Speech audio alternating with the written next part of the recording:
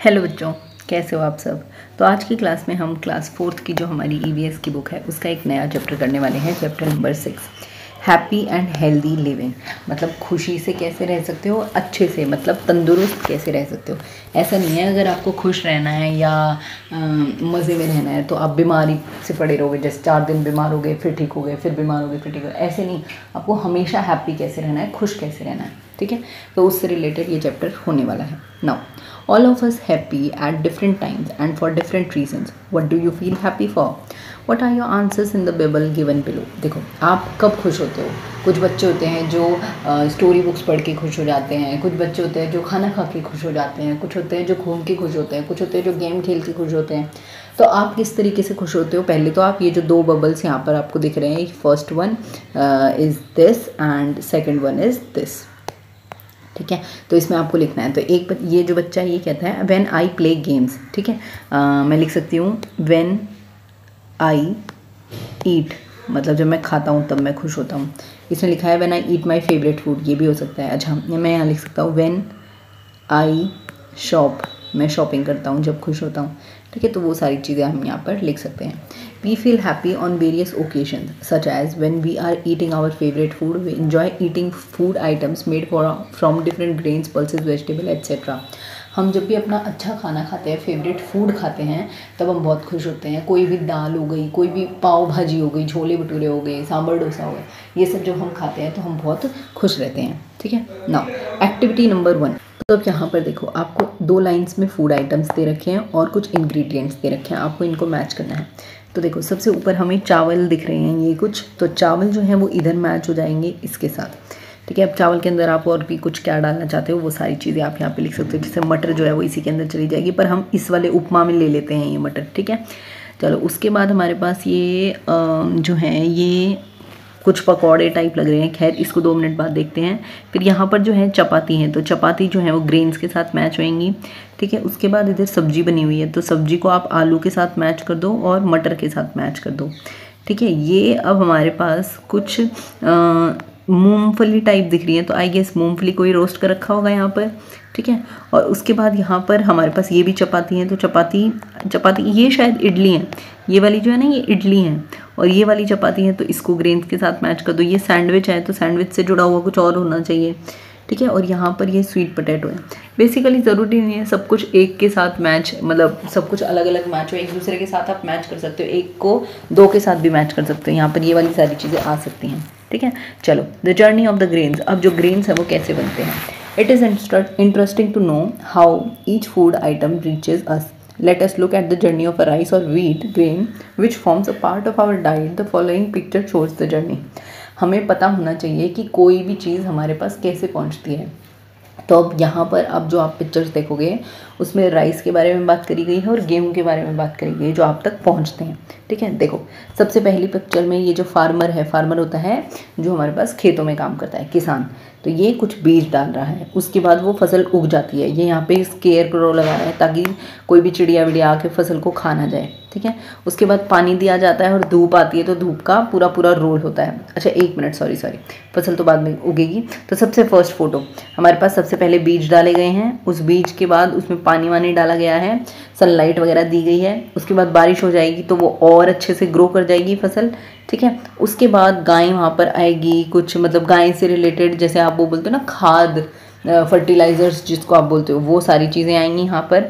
फिर कुछ जो अर्थवॉर्म होंगे वो भी उसको खाएंगे ताकि और सुंदर होए। मतलब बेसिकली हम ऐसे बोलते हैं ना, यहाँ पे बैक्टीरिया डाल दिए या ये डाल दिया, तो उससे क्या होता है हमारी फसल ना और अच्छे से ग्रो करती है। और फाइनली हमारी फसल यहाँ पर ग्रो हो जाएगी और फिर स्क्वेयर ग्रो को हम लगाएंगे ताकि कोई भी चिड़िया विड़िया आके उसको खा ना जाए। 7वीं फोटो में, 7th फोटो में वो उसकी कटाई करेंगे अच्छे से, ठीक है। धीरे धीरे उसकी कटाई करना शुरू करेंगे, यहाँ पर भी कटाई कर रहे हैं। उसके बाद उसको दुकानों तक लेकर जाएंगे यहाँ पर। उसके बाद उसको झाड़ेंगे, मतलब जैसे कटाई करने के बाद, जैसे देखो यहाँ पर है ये कितनी बड़ी है ना हमारे पास चीज़, उसमें से गेहूं को निकालेंगे। तो गेहूं निकाल लिया, फिर उसको शॉप पर लेके गए। यहाँ पर 10th वाली फ़ोटो में शॉप पर लेके गए हैं उसको।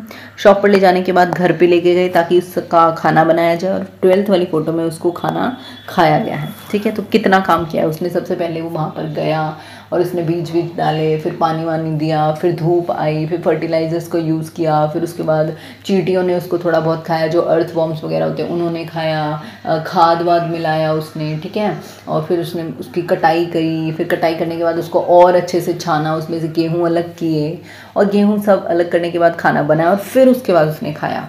तो ये सारा प्रोसेस होता है हमारे पास। The journey of the grain from the farmer to our plate is long. The efforts of the people, farmers, sellers and animals make this journey possible for us. Water, soil and sunlight also plays an important part. जैसे पानी, soil और sunlight जो है वो बहुत important part play करता है किसी भी ग्रेन को ग्रो करने में, बिल्कुल वैसे ही इंसान मतलब एनिमल्स, ह्यूमंस एनिमल्स सब कोई, हमारे पास सब कोई इस पार्ट में बहुत ज़्यादा हेल्प करता है। ठीक है, now activity number 2, put a tick on the element that assist a grain in its journey. तो सॉइल का यूज़ होता है, बिल्कुल होता है। सॉइल फर्टिलाइज होगी, अच्छी सॉइल होगी तभी तो उसके ऊपर ग्रेन्स ग्रो करेंगे, वरना ग्रो थोड़ी कर पाएंगे। स्टोन का यूज़ होता है, स्टोन का ऐसा कोई खास यूज़ नहीं होता है। एयर का बहुत यूज़ होता है, जैसे अगर आंधी आ जाएगी तो सारी फसल खराब हो जाएगी। वुड का भी ऐसा कुछ खास यूज़ होता नहीं। हाँ, अगर आप ये बोलो कि स्केयर क्रो में यूज़ होता है, हाँ स्केयर क्रो में वुड यूज़ होती है। वाटर का तो बहुत ज़्यादा ज़रूरी यूज़ होता है। टाइगर का तो बिल्कुल यूज़ नहीं होता। फार्मर का बहुत ज़्यादा यूज़ होता है। अर्थ वॉर्म का यूज़ होता है। हिल्स का यूज़ नहीं होता। फायर की ज़रूरत नहीं होती। छोटे मोटे इंसेक्ट्स की ज़रूरत पड़ सकती है, और बैट का तो बिल्कुल भी यूज़ नहीं होता। ठीक है, तो ये एक्टिविटी नंबर 2 हो गई। उसके बाद आपको राइट करना है what is the role of the farmer in this process. इस पूरे प्रोसेस में फार्मर का क्या रोल है। अब आप ये देख लो, आपने 12 पिक्चर्स देखी थी, कोई भी पिक्चर ऐसी नहीं थी जिसमें फार्मर नहीं था। सबसे पहले फार्मर ने बीज डाले खेतों में, फिर फार्मर ने ही पानी दिया, और सनलाइट तो खैर अपने आप आ गई, पर पानी ट्यूबवेल वगैरह लगाया, किसने लगाया, फार्मर ने लगाया।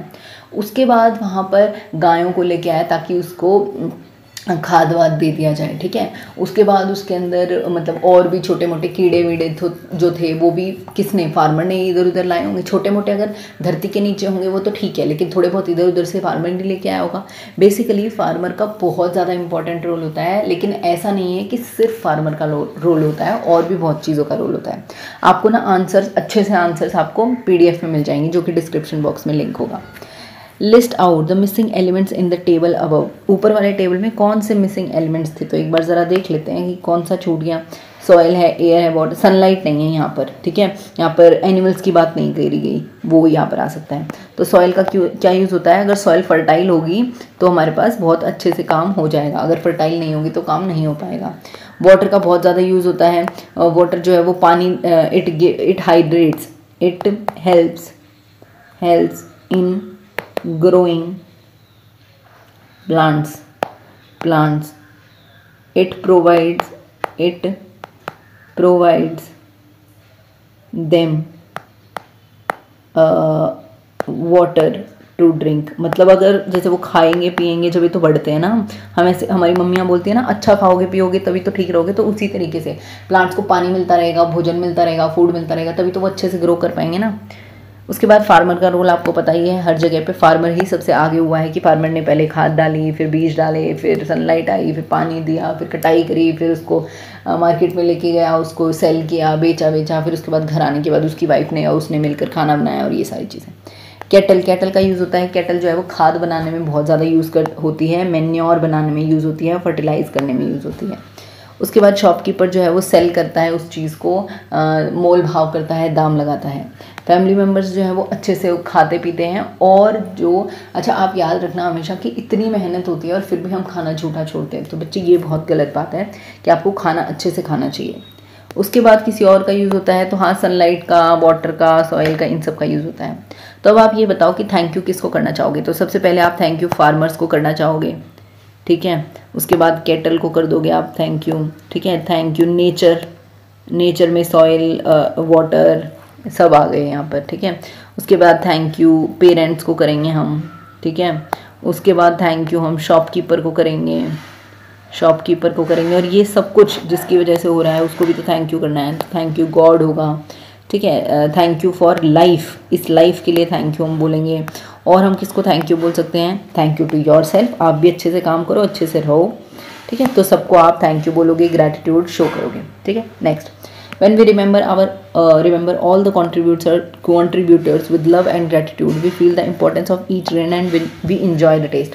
जब हम सारे के सारे लोगों का कंट्रीब्यूशन जब हम देखते हैं कि किस तरीके से क्या चीज़ हो रही है, तो इसका मतलब ये है कि हम उन पे अपना ग्रैटिट्यूड शो कर रहे हैं, अपना प्यार शो कर रहे हैं।